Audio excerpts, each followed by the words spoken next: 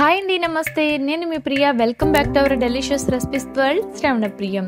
ఇవాల్టి స్పెషల్ చిన్న పిల్లల నుండి పెద్దవాళ్ళ వరకు ఎంతో ఇష్టంగా తినే బెల్లం కొమ్ముల రెసిపీతో మీ ముందుకు వచ్చేసానండి. చిన్న పిల్లలు చాలా ఇష్టంగా తింటారు కాబట్టి అస్సలు మైదా పిండి యూజ్ చేయకుండా హెల్దీ వేలో ఈ బెల్లం కొమ్ములని చేసి చూపించబోతున్నానండి. అట్ ది సేమ్ టైం చాలా సింపుల్గా చేసే స్వీట్ అండ్ స్నాక్ రెసిపీ. మరి ఆలస్యం చేయకుండా ప్రాసెస్ చూసేద్దాం, వచ్చేసేయండి. ముందుగా ఈ స్వీట్ అండ్ స్నాక్ రెసిపీ చేయడం కోసం ఒక మిక్సింగ్ బౌల్ తీసుకుని ఇందులోకి 2 కప్పుల వరకు గోధుమ పిండిని వేసుకోవాలండి. ఈ స్నాక్ని నేను ఇలా గోధుమ పిండితో చేస్తాను, చాలా టేస్టీగా ఉంటుందండి. ఇది ఎక్స్ట్రా క్రిస్పీగా రావడం కోసం ఇలా ఒక పావు కప్పు వరకు గోధుమ నూకని తీసుకోవాలి. ఇలా నూక వేసి చేయడం వల్ల ఇవి క్రిస్పీగా అలాగే గుల్లగా వస్తాయి. కొద్దిగా పించ్ ఆఫ్ సాల్ట్ వేసుకోవాలి. దీంతో పాటు బాగా మరిగించిన ఆయిల్ వేసుకోవాలండి. 2 గరిటెల వరకు ఆయిల్ అనేది పడుతుంది. ఇలా ఆయిల్ వేసిన తర్వాత ఆయిల్ అంతా కూడా పిండికి పట్టేటట్టుగా మనం ఇలా రఫ్ చేస్తూ కలుపుకోవాలి. పిండి కన్సిస్టెన్సీ అనేది ఇలా ఉండాలండి. ఇప్పుడు ఇందులోకి వాటర్ని యాడ్ చేసుకుంటూ పిండిని మొత్తం చపాతీ ముద్దలాగా మనం మిక్స్ చేసుకోవాలి. ఇలా పిల్లలకి మైదా పిండిని అవాయిడ్ చేసి ఇలా గోధుమ పిండితోటి స్నాక్స్ చేసి పెడితే వాళ్ళు హ్యాపీగా తినేస్తారు. వాళ్ళు ఎన్ని తిన్నా మనకి టెన్షన్ కూడా ఉండదు.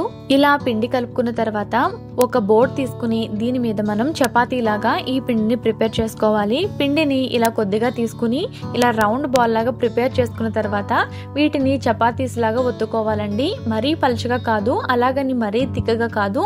తిక్కగా చేస్తే ఖచ్చితంగా లోపల వేగకుండా గుల్లదనం రాకుండా గట్టిగా ఉండిపోతాయండి కమ్ములు. చూడండి, అందుకని ఈ మాత్రం సైజులో మనం చపాతీని ప్రిపేర్ చేసుకోవాలి. ఇలా ప్రిపేర్ చేసుకున్న తర్వాత దీన్ని నేను స్క్వేర్ షేప్లో కట్ చేస్తున్నాను. ఇలా స్క్వేర్ షేప్లో కట్ చేస్తే మనకి కొమ్ములన్నీ కూడా ఈవెన్గా ఒకే సైజులో వస్తాయి. సో అందుకని ఇలా కట్ చేసుకోండి.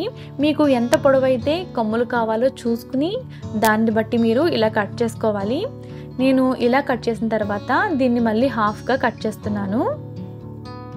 చూడండి, ఈ సైజ్ అయితే సరిపోతాయండి, పిల్లలు తినడానికి ఈజీగా ఉంటుంది. ఇలా ప్రిపేర్ చేసుకున్న తర్వాత స్టవ్ ఆన్ చేసుకుని డీప్ ఫ్రైడ్కి సరిపడగా ఆయిల్ రెడీగా ఉంచుకోవాలి.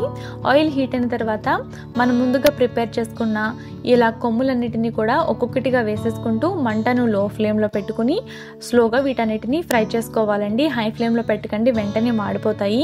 చూడండి, అన్నీ కూడా గుల్లగా ఉబ్బుతూ పైకి తేలుతున్నాయి పూరీలాగా. చూసారు కదా, ఇవి చాలా క్రిస్పీగా కూడా వస్తాయండి. అన్నీ కూడా చూడండి మంచి కలర్లోకి బాగా వేగిపోయాయి. ఇలా గోల్డెన్ కలర్లోకి వచ్చిన వెంటనే స్టవ్ ఆఫ్ చేసి వీటిని ఆయిల్ నుండి సెపరేట్ చేసేసుకోవాలి. ఇంకా ఎక్కువ వేపితే బ్లాక్ కలర్లోకి టర్న్ అయిపోతాయి.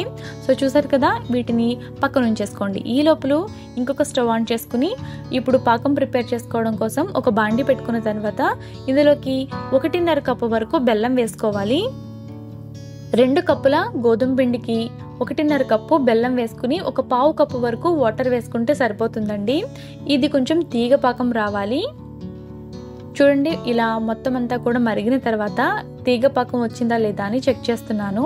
చూడండి, ఇలా గట్టి తీగ పాకం అనేది రావాలి.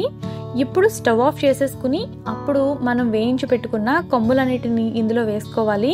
ఇలా వేసుకుని గట్టిగా కలుపుకుండా పైన మాత్రమే గరిటెతోటి కలుపుతూ మనం పాకం అంతా కూడా కొమ్ములకు పట్టేటట్టుగా చూసుకోవాలండి. ఇలా కలిపేటప్పుడు కాస్త జాగ్రత్తగా చూసుకోవాలి, లేకపోతే కొమ్ములన్నీ విరిగిపోతాయండి. ఇలా బాగా కలుపుకున్న తర్వాత ఇది చల్లారిన తర్వాత చక్కగా ఇలా ప్లేట్లోకి సర్వ్ చేసుకోవడమే. ఎంతో టేస్టీగా ఉండే బెల్లం కొమ్మలు అయితే రెడీ అయిపోయాయి. చూసారు కదా, ఎంతో గుల్లగా క్రిస్పీగా చాలా బాగా వచ్చాయి. పిల్లలందరికీ చాలా నచ్చేస్తుంది. తప్పకుండా మీరు కూడా ఇలా ట్రై చేయండి.